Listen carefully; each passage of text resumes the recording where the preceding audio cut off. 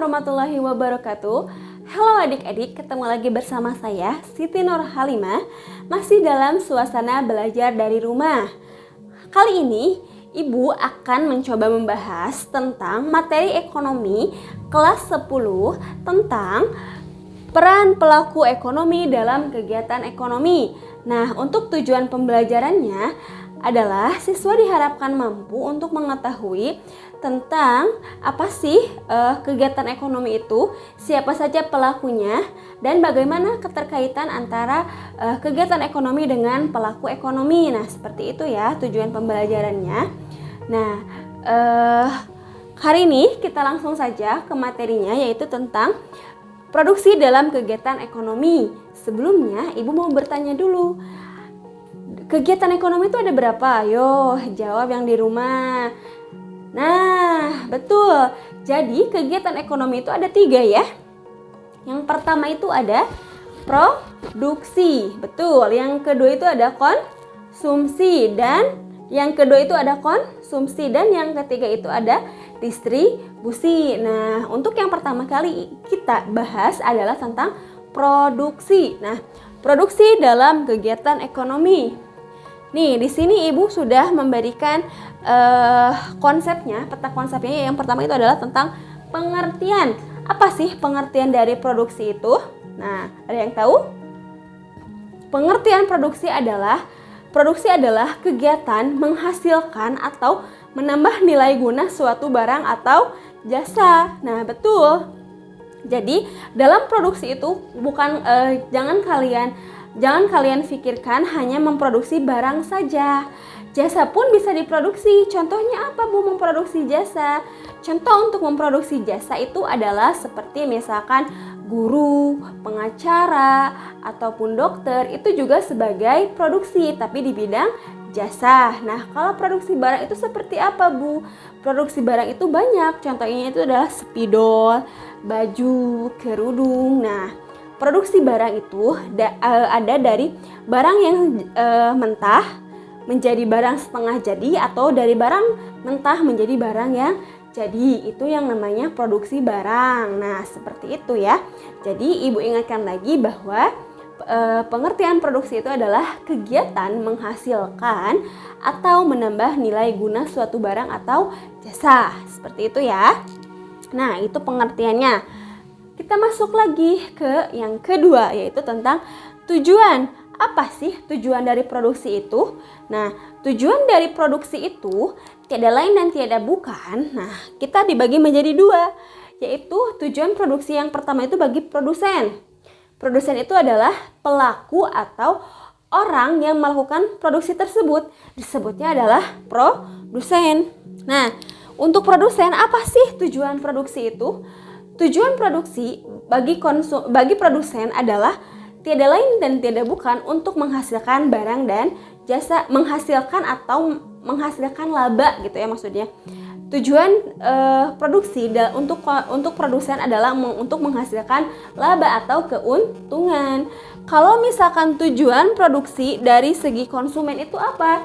Tujuan produksi bagi konsumen itu adalah untuk menyediakan berbagai macam kebutuhan barang atau jasa untuk memenuhi keinginan atau kebutuhan masyarakat. Nah, betul. Nah, selanjutnya kita masuk ke faktor-faktor tentang produksi. Nah, faktor-faktor itu apa sih? Jadi faktor-faktor itu adalah segala yang mendukung atau segala yang dibutuhkan dalam membuat suatu barang atau jasa. Nah, di sini apa aja nih kira-kira faktor-faktor pendukung atau hal-hal yang mendukung yang bisa berguna untuk membuat suatu barang atau jasa. Nah, di sini Ibu klasifikasikan menjadi 4 ya. Faktor pendukung atau yang bisa dijadikan sebagai faktor pendukung gitu untuk membuat suatu barang dan jasa. Yang pertama itu adalah SDA. SDA itu singkatan dari apa, Bu? SDA itu singkatan dari di sini ya. Sumber daya alam.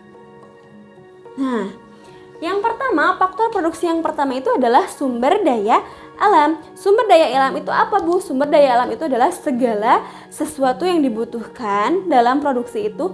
Seperti apa, Bu? Contohnya seperti tanah. Untuk apa, Bu, tanah? Tanah itu untuk membuat gedung atau tempat untuk produksinya. Nah, seperti pabrik, gudang itu adalah SDA ya masuknya. Terus apa lagi, Bu, selain gedung?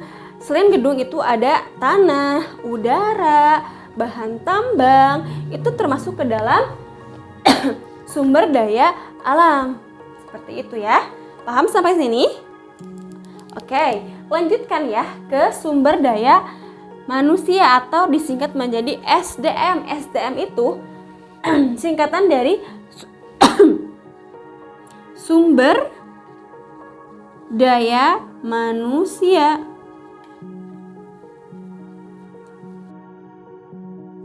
Nah, faktor produksi yang kedua itu adalah sumber daya manusia. Sumber daya manusia itu adalah orang yang menjalankan atau orang yang berada atau berkontribusi dalam produksi tersebut. Nah, tidak mungkin kan kalau kita sudah memiliki gedung, sudah memiliki pabrik atau sudah memiliki gudang, tidak ada orang yang menjalankan tersebut, kan tidak akan menjadi suatu produksi kan, betul? Nah, yang kedua itu adalah sumber daya manusia. Sumber daya manusia itu adalah tenaga kerjanya gitu ya. Nah, di sini secara garis besar sumber daya manusia itu terbagi kepada dua, yaitu sumber daya manusia atau tenaga kerja berdasarkan kualitas kerja dan berdasarkan sifat kerja.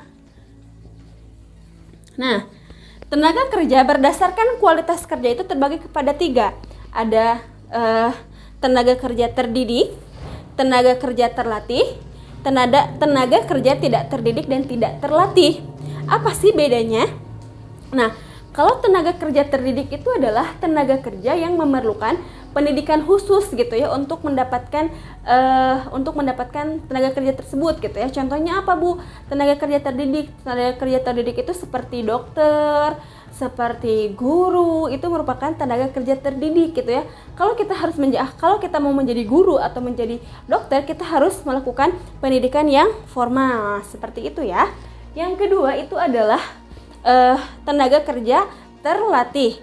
Tenaga kerja terlatih itu adalah tenaga kerja yang sudah melakukan pelatihan terlebih dahulu gitu ya. Melalui apa, Bu? Misalkan melalui lembaga-lembaga kursus atau LPK yang lainnya gitu. LPK seperti itu gitu ya.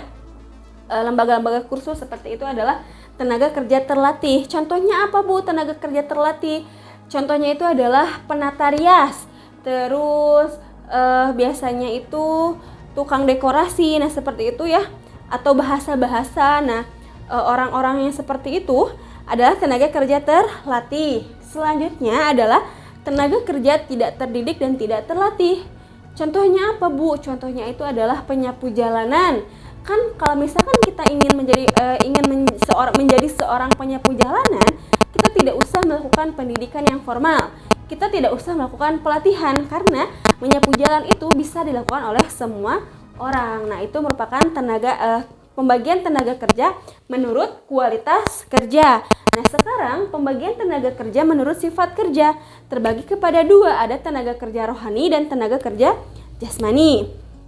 Nah, kalau tenaga kerja rohani itu adalah tenaga kerja yang lebih memerlukan kepada pemikiran. Contohnya apa, Bu? Contohnya itu arsitektur, contohnya itu direktur. Nah, orang-orang yang lebih memerlukan cipta rasa karya karsa gitu ya, seperti itu, atau lebih ke pemikiran, itu adalah tenaga kerja rohani. Kalau misalkan tenaga kerja jasmani adalah tenaga kerja yang lebih mengutamakan ototnya. Contohnya apa? Tukang beca, ojek. Nah, seperti itu adalah tenaga kerja jasmani. Nah, selanjutnya faktor produksi yang ketiga ini adalah modal. Modal di sini adalah segala sesuatu yang dijadikan modal atau pemasukan pertama ketika kita akan memulai suatu usaha. Nah, modal ini juga terbagi kepada dua. Ada modal sendiri, ada modal pinjaman atau dari pihak yang lain, seperti itu ya. Modal sendiri itu adalah modal yang diberikan oleh pemilik perusahaan.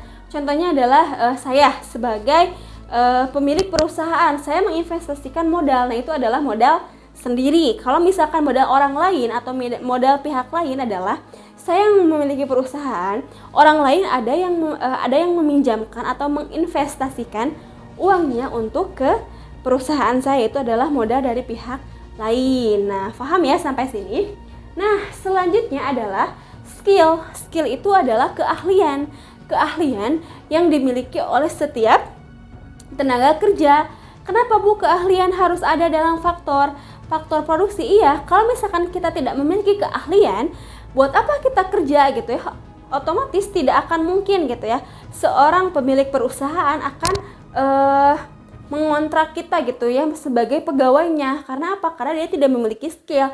Contoh kecilnya saja, ketika misalkan saya memiliki sebuah perusahaan cireng yang besar gitu ya, tapi banyak orang yang melamar gitu ya untuk menjadi pekerja di pabrik cireng, tapi dia itu tidak mengerti bagaimana cara membuat cireng, tidak punya skill gitu ya, atau keahlian dalam membuat cireng, otomatis saya tidak akan merekrut pekerja tersebut untuk menjadi pegawai saya, karena dia itu tidak memiliki keahlian gitu ya dalam membuat cireng. Nah, seperti itu ya. Nah, jadi pada pertemuan kali ini kita sudah membahas tentang membahas atau perkenalan dulu gitu ya tentang produksi dalam kegiatan ekonomi. Tadi sudah ada pengertian produksi itu apa, terus tujuan produksinya itu apa, dan faktor-faktor dari produksinya itu apa ya. Nah, untuk video kali ini Ibu cukupkan sampai di sini saja. Kalau misalkan ada yang ingin ditanyakan, silahkan komentar di bawah. Dan mohon maaf bila ada salah-salah kata. Wassalamualaikum warahmatullahi wabarakatuh.